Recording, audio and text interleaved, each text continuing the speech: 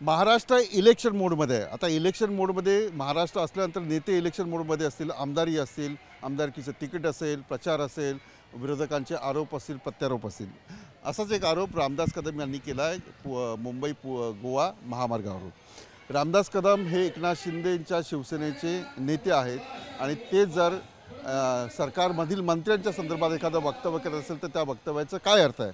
दुसरीकडे लाडकी बहीण योजना ज्या प्रकारे कार्यक्रम होत आहेत त्याच्यावरही टीका केली जाते. लाडकी बहीण योजना जी आहे ती 1,500 रुपये जरी महिन्याला मिळत असतील तर आम्ही ते आमचं सरकार आल्यावर 3,000 करू, अशा प्रकारचं वक्तव्य संजय राऊत केलं. इतरही प्रश्न माझ्यासोबत आहे. संजय सर, संजयजी, रामदास कदम हे तुमच्याच पक्षाचे नेते आहेत, तुमच्याच पक्षाचं सरकार आहे, तुमच्या पक्षाचा मुख्यमंत्री आहे. अशा प्रकारची विधानं करून लोकांमध्ये संभ्रम निर्माण होत नाही? नाही, निश्चित संभ्रम निर्माण होतं. आणि शिवसेनेचे ज्येष्ठ नेते असल्यामुळं त्यांनीसुद्धा ह्या निवडणुकीच्या काळामध्ये अशी स्टेटमेंट करणं योग्य नाही असं सर्व आमच्या आमदारांचं सुद्धा मत आहे. होतं आहे का एखादा स्टेटमेंट, पण विरोधक त्याचे कॅश करतायत त्याला. विरोधक बघा आतमध्ये त्यांच्या किती भानगडी आहेत, किती नाराजगी आहे, किती एकमेकाच्या विरोधात आहे. हे जे बोलतात ना त्याच्यामुळं थोडा परिणाम होतो. म्हणून मी सुद्धा त्यांना विनंती करणार आहे. मी तर छोटा माणूस आहे, परंतु शिंदेसाहेब स्वतः त्यांच्याशी बोलणार आहेत. असे वक्तव्य कोणत्याही पक्षाच्या कोणत्याही नेत्याने करू नये अशी सर्वसामान्याची इच्छा सुद्धा. रामदास कदम यांचं चुकलं? निश्चित अशा टायमाला जे स्टेटमेंट दिलं ते चुकलेलंच आहे. नुकसान होईल त्या? नाही, नुकसान होणार नाही, परंतु त्यांना शिंदेसाहेब जरूर बोलतील आणि ते ज्येष्ठ नेते असल्यामुळे ते सुद्धा समजून घेतील.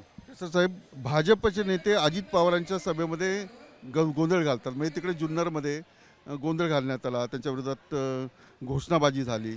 म्हणजे भाजप आहे तुमच्यासोबत, तुमची शिवसेना आहे, अजित पवार आहे, कार्यकर्ते मात्र वेगळे. नाही, कार्यकर्ते काही वेळेला भावनांश होतात, परंतु तरी त्या जो पक्षाचा नेता आहे त्यांनी सर्वांनी एकमेकाला समज दिलेली आहे.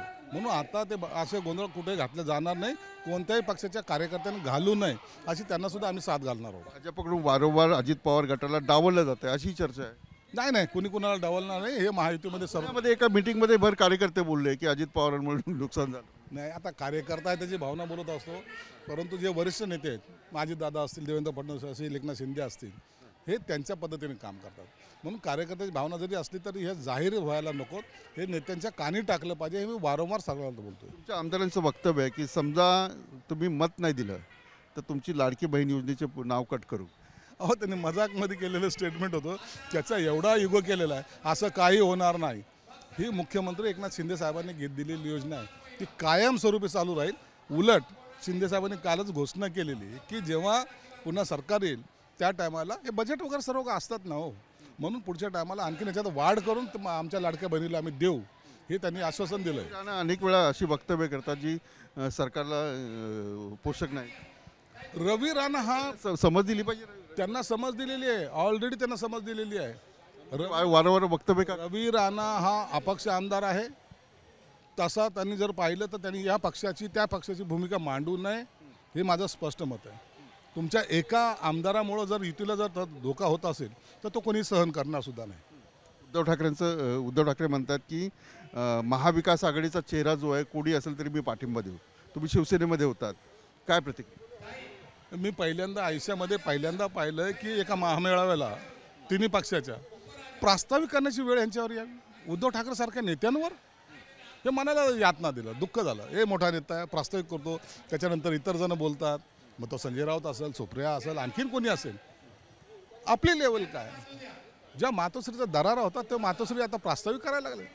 आणि म्हणून त्यांनी जे हतबलतेने बोललेत ना की चेहरा डिक्लेअर करा, तुम्हाला सांगतो काँग्रेस आणि शरद पवार कधीही ते मुख्यमंत्री पदाचा चेहरा डिक्लेअर करणार नाही.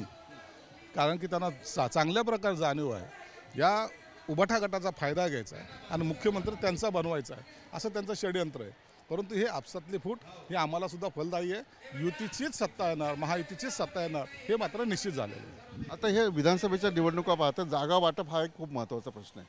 शिवसेना नेहमी जास्त जागांवर लढत आली आहे. तुमच्याकडे शिवसेना आहे, अधिकृत म्हणजे निवडणूक आयोगाने नेमून दिलेली शिवसेना आहे. भाजपला 105 आमदार आहेत. जागा वाटपात थोडी अडचण आहे. तशी काहीच अडचण येणार नाही. किती जागा घेणार? 2 दिवसानंतर हे तिन्ही नेते दिल्लीला जात आहेत. जाऊन आल्यानंतर यांची बैठक होणार आहे आणि या बैठकीमध्ये तिन्ही नेते मिळून निर्णय घेणार आहेत. आता कोणाला किती जागा मिळतील हे आज कोणी सांगू शकणार नाही.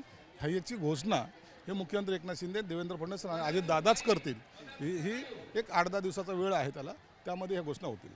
शिरसाट साहेब, तुमचंही नाव कधी मंत्रिपदासाठी येत होतं, गोगोवाल्यांचं येत होतं, आता मंत्रिपद राहून गेलं असे खंत वाटते? खंत वाटायचं नाही आहे, वाईट निश्चित वाटतं, परंतु चालतं आहे ना. राजकारणामध्ये सगळं मिळालंच पाहिजे आणि ते वेळेवर मिळतं असं काही नाही. कधी काळी स्वप्नसुद्धा नसून पाहिले ते उद्धव ठाकरे मुख्यमंत्री झाले ना, म्हणून कधी आमची बी लॉटरी लागेल असं थोडी आहे. खूप खूप धन्यवाद. संजय शिरसाट यांच्याशी मी बोलवतो. व्हिडिओ जर्नलिस्ट कामेशचा विलास आठवले, न्यूज स्टेट महाराष्ट्र.